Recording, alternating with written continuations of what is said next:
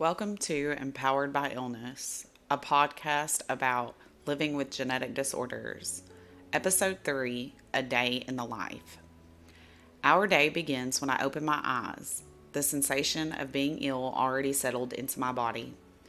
My hands are tingling, my vision in my left eye is blurred to the point of not recognizing anything. If the weather is changing, my bones and joints feel as if cinder blocks are crushing them. Other days, my skin is painful for even me to touch.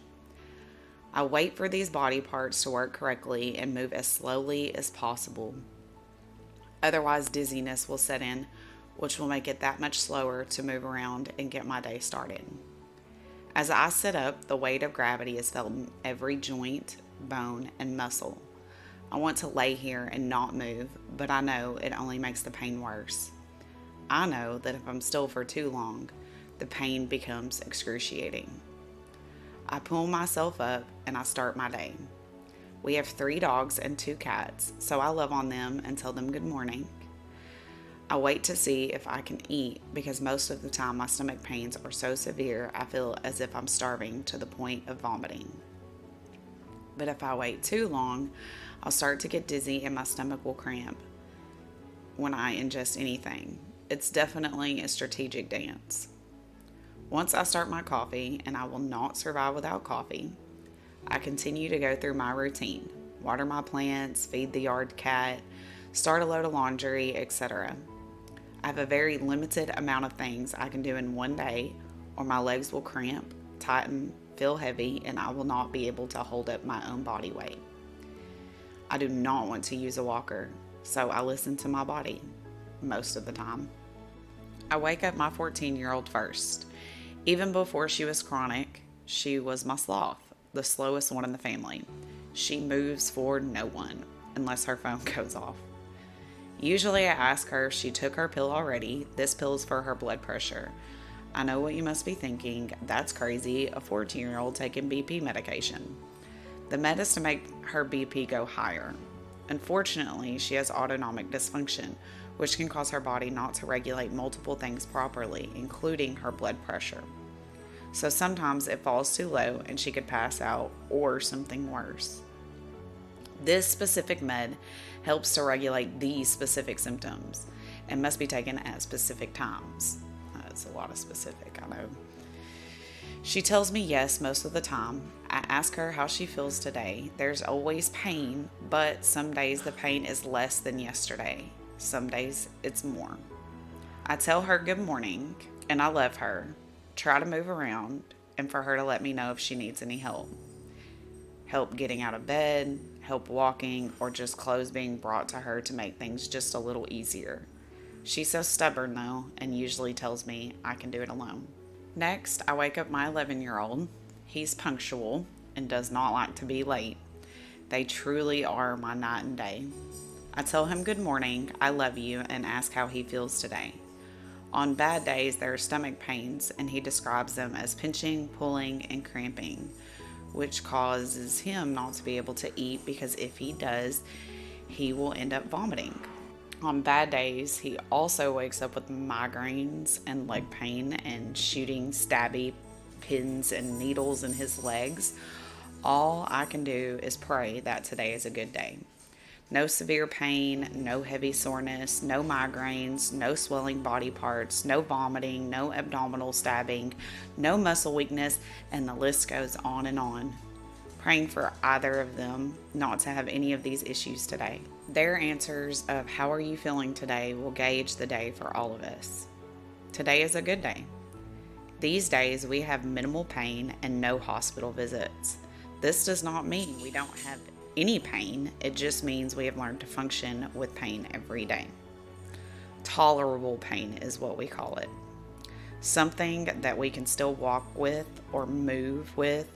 Doesn't necessarily mean we can run a marathon, which is something none of us can do anyway, but it does mean that we don't lay in bed all day in massive amounts of pain or due to our pain have to go to the hospital.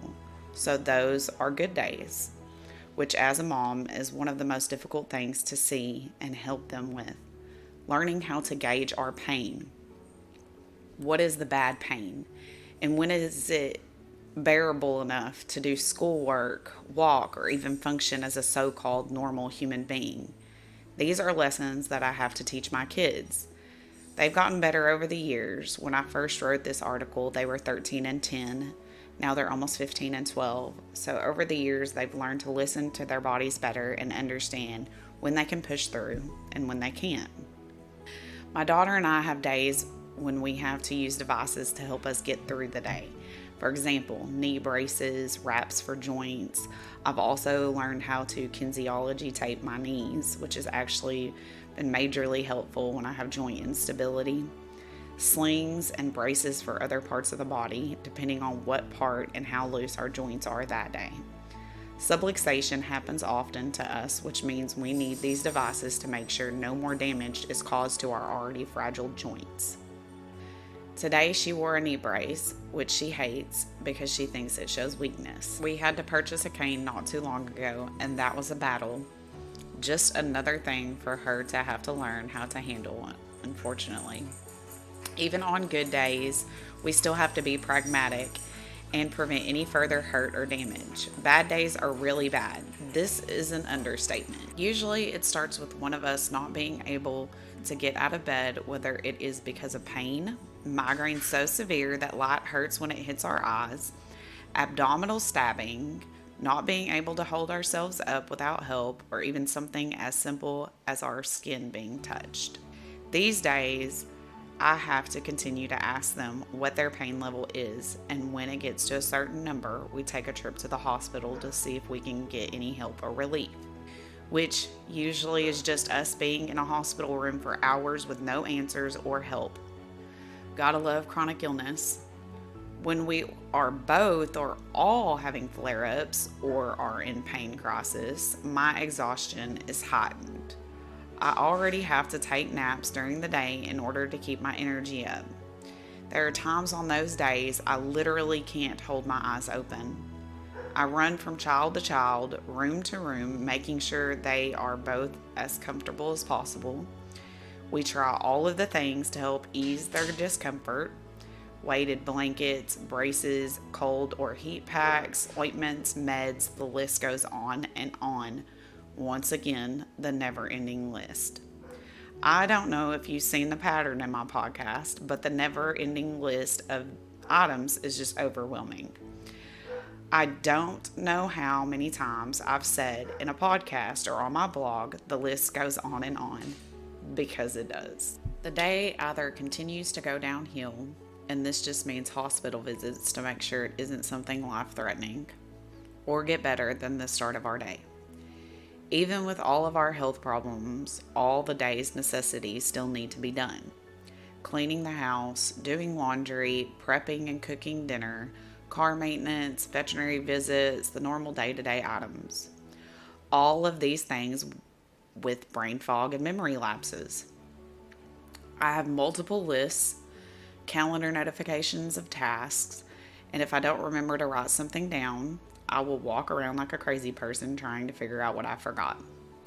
The other day, I walked around my kitchen for 20 minutes just trying to figure out the one thing I didn't write on my list the first time, and I still did not remember until like 5 hours later, after I'd already gone to the store and everything. Don't even get me started on memory lapses. I will ask my kids the same question 5 times within 30 minutes if they did something. And of course, as kids do, they remind me that I just asked the same question. That's a real fun attribute when you're trying to be social and forget what you said, then repeat it more than once. People definitely love that. Now let's add all the medical appointments we have. 1 to 2 a week, some as far as 2 hours away, one way. Insurance questions, which means sitting on the phone for hours with insurance companies. Medical bills, and with 2 insurances, they still don't cover everything. Not even going to get started on that. Making meals for everyone's specific diets. My son can't have dairy, my daughter has trouble with acidic items and spicy things, and my husband can't have raw fruits or vegetables, and I can't eat pasta. This part makes me so sad because I love pasta. I'm not gluten intolerant. There's just something in pasta that makes me deathly ill. and I can't have it, even though I am majorly in love with it. Make sure everyone has their medications multiple times, and if they're running low, order new ones. Once again, a never-ending list. These are not all of the things that make up our day, but merely a glimpse into our lives. When we live lives in constant chaos, we turn on survival mode and leave it on. People who live with chronic illness or are caregivers of those with chronic illness, or both, have no choice in this matter. The constant barrage of the next thing to be done is exhausting, and that's putting it lightly. Sometimes it's life or death. People in our situation understand this from the depths of our souls and know that any wrong move can change everything for the worse. We have to constantly advocate for ourselves and loved ones in order to make sure no one dies. Yes, these are our lives. I did not write this podcast for sympathy. This is only to educate. We look like everyday individuals, and people are very fond of using the phrase, but you don't look sick. Our lives can be isolating due to no one fully understanding how our everyday lives have that extra layer of medical necessity and the strength it takes to simply do all of the everyday things in life. I hope this will help others to understand when someone says they are having a bad day, you never really know what the bad day consists of. So please be kind. Side note, I must give credit where credit is due. My support system is so unbelievably strong. It is the only reason I get through my days. I've cried, begged, pleaded, and screamed so many times I've lost count. But I have God and my family. My family and my husband's family have been so supportive and have no idea how much we appreciate this. If it weren't for my husband, I know I wouldn't survive. When I'm done carrying the load of the day, he carries me. God knew what he was doing when he sent me to him. Even in all the chaos, heartbreak, pain, and sadness, we know at the end of the day, we have each other. And that's irreplaceable. Until next time, be good to yourself. You deserve it. When subscribing to Empowered by Illness, you are not only spreading awareness of genetic disorders and chronic illness, but helping our family with medical bills and everyday necessities. So from the bottom of my heart, thank you for subscribing to Empowered by Illness.